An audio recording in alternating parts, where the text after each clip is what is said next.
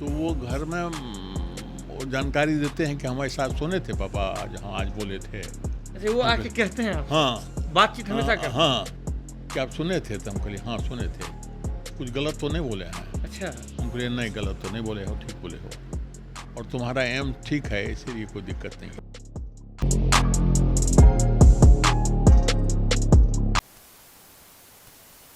इस वक्त हमारे साथ जो शख्स मौजूद हैं आम शख्स नहीं है,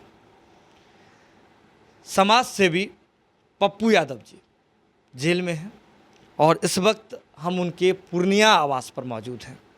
हमारे साथ पप्पू यादव जी के पिताजी मौजूद हैं, साथ ही साथ उनकी माताजी भी मौजूद हैं।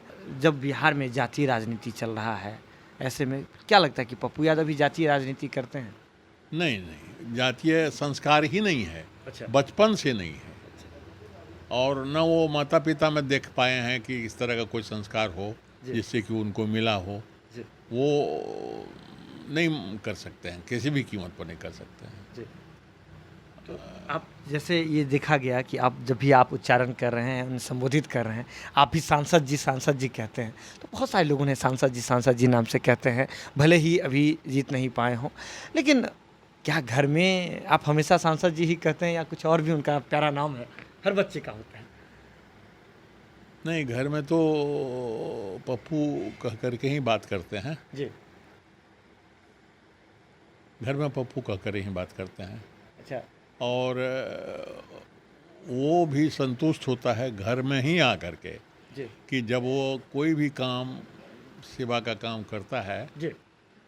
तो वो घर में वो जानकारी देते हैं कि हमारे साथ सुने थे पापा जहाँ आज बोले थे। अच्छा, वो आके कहते हैं आप? हाँ, बातचीत हमेशा करते हैं? हाँ, क्या आप सुने थे? तो हम कहलिए हाँ सुने थे, कुछ गलत तो नहीं बोले हैं। अच्छा। हम कहलिए नहीं गलत तो नहीं बोले हो, ठीक बोले हो, और तुम्हारा एम ठीक है, इसीलिए कोई दिक्कत नहीं है। मतलब एक एक बात से आपको अवगत हाँ, कराते वो हैं? अवगत कराते हैं। क्या करने जा रहे हैं? हाँ, नहीं क्या करने जा रहे हैं, क्या बोले हैं, क्या बोलना चाहिए हमको, वो भी पूछते हैं कैसे मौके पर हमको क्या बोलना चाहिए। पुराने समय में एक पिता के लिए तो ये बात कितना तकलीफ दे रहा जब उनके पुत्र पर बाहुबली का आरोप लगा, अपराधी हैं, ये सभी तो लगा है। नहीं नहीं नहीं, ये सब लगते रहा है, लेकिन कहीं से भी हम लोगों के मन पर कोई इसका असर नहीं पड़ा। नहीं। इस तरह का जब आरोप लगता है तो इसके पीछे तो कुछ तो बातें रही होगी, आपको क्या लगता है? ये तो होते रहता है राजनीति में, राजनीति है। हाँ, ये सब चलते रहता है, लेकिन हम जानते हैं कि वो बिल्कुल विशुद्ध है। अच्छा।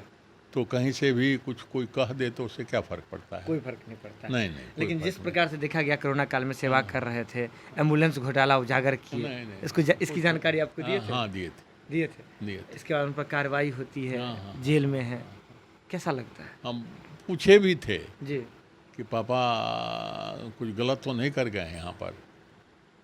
मतलब ये उजागर करने के बाद? हाँ, उजागर करने के बाद नहीं, कोई गलत नहीं है।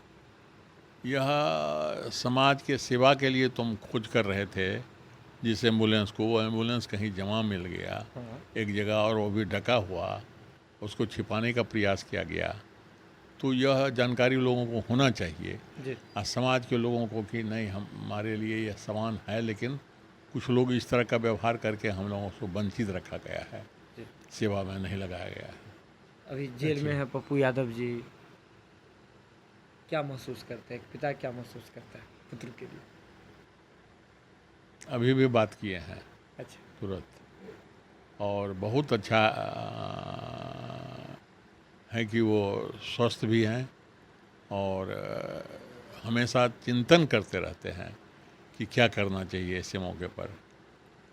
वो हम लोगों से भी उम्मीद करते हैं, अगर कहीं जैसे कोई हॉस्पिटल में बीमार पड़ गया जी, या कोई किसी काम से थाने में आ गया या डीएसपी एसपी के पास चला गया, तो वहाँ हम लोग पहुँच करके कोशिश करते हैं कि उस सच्चाई को जानकारी दें, कुछ समझें, इस बात को महसूस करें कि सच्चाई क्या है इसमें।